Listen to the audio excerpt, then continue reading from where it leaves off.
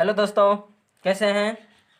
आज कुछ लाइट का प्रॉब्लम था, इसलिए हम बोर्ड पर नहीं बना रहे हैं। आज हम अपने कॉपी पर ही बना रहे हैं वीडियो।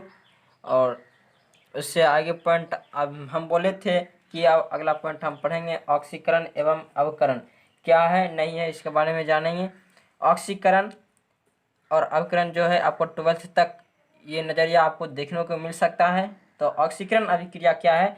तो ऑक्सीकरण अभिक्रिया में ऑक्सीजन का संयोग होता है या हाइड्रोजन का निष्कासन होता है। आप अगर कोई भी अभिक्रिया दे दिया जाए, अगर उसमें ऑक्सीजन का संयोग होता है तो ऑक्सीकरण, अगर हाइड्रोजन का निष्कासन भी हो रहा है तो ऑक्सीकरण ही होगा। ये दोनों पॉइंट आपको केवल याद रखना है। जैसे देखिए, कार्बन यहाँ है और ऑक्सीजन है, कार्बन और ऑक्सीजन मिलकर कार्बन डाइऑक्साइड बना रहा है, संयोग हो रहा है, मतलब ऑक्सीकरण अभिक्रिया हो रही है। सल्फर है और ऑक्सीजन है, यहाँ दोनों संयोग कर रहा है तो सल्फर डाइऑक्साइड यानी कर रहा है संयोग। संयोग कर रहा है, क्या संयोग कर रहा है? तो ऑक्सीजन संयोग करके सल्फर डाइऑक्साइड बना रहा है, तो यह ऑक्सीकरण अभिक्रिया हुआ। अगला पॉइंट है, कोई अगर यौगिक है तो उस यौगिक में क्या होता है। कोई अगर यौगिक है तो उसमें हाइड्रोजन का निष्कासन क्या होता है। उसके बाद अगला पॉइंट जो होता है, किसी यौगिक में हाइड्रोजन का निष्कासन। अगर हाइड्रोजन का देखिए, हम पहले ही बोल दिए हैं, ऑक्सीजन का यह संयोग होगा या तो हाइड्रोजन का निष्कासन होगा। हाइड्रोजन का निष्कासन भी हो रहा है तो आपका ऑक्सीकरण ही होगा। देखिए यहाँ HCl है तो इस क्लोरीन से क्या होता है, हाइड्रोजन निष्कासन होकर जल बना रहा है, यानी ये क्या कौन सा अभिक्रिया है, या ऑक्सीकरण अभिक्रिया है। एक बात ध्यान रखिए, जब ऑक्सीजन किसी में जुड़ता है तो उसका ऑक्सीकृत होता है, और जब ऑक्सीजन का निष्कासन होता है तो वह तत्व या यौगिक अविकृत होता है।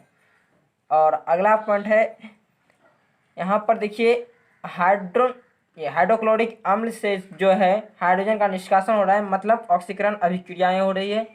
अब अगला पॉइंट है, ये सब जान गए हैं। ये ऑक्सीकरण और अवकरण जो अभिक्रियाएं हैं वो हमेशा दोनों साथ ही होता है, ये बात आपको हमेशा याद रखना है। दोनों जब साथ होगा तो उसे हम रेडॉक्स अभिक्रिया कहते हैं। तो उसे हम आगे जानेंगे। अवकरण अभिक्रिया क्या है? तो उसमें हम जानते हैं हाइड्रोजन का संयोग होता है, या तो हाइड्रोजन का संयोग होगा या तो ऑक्सीजन का निष्कासन होगा।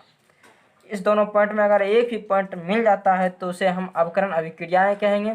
देखिए इसमें हाइड्रोजन यहाँ H2+O2 अगर संयोग कर, यहाँ पर हाइड्रोजन आपको संयोग कर रहा है तो ये मतलब अवकरण अभिक्रिया है। इसमें आप कह सकते हैं कि इसमें ऑक्सीजन भी संयोग कर रहा है, तो ऑक्सीजन अगर संयोग कर रहा है तो अवकरण भी है। इसे हम रेडॉक्स अभिक्रिया भी कह सकते हैं, जिसको हम आगे जानेंगे।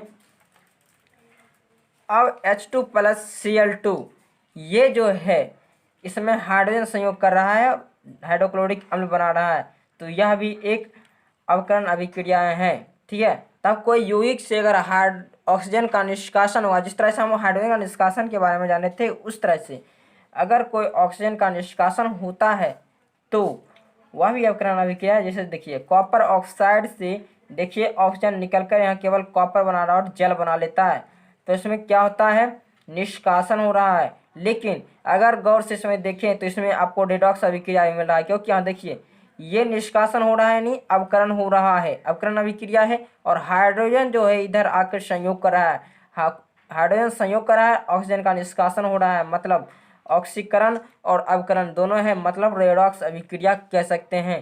तो फिर इसके आगे देखते हैं, ऑक्सीकरण एवं अवकरण दोनों प्रक्रिया हम कहे थे पहले साथ साथ होती है।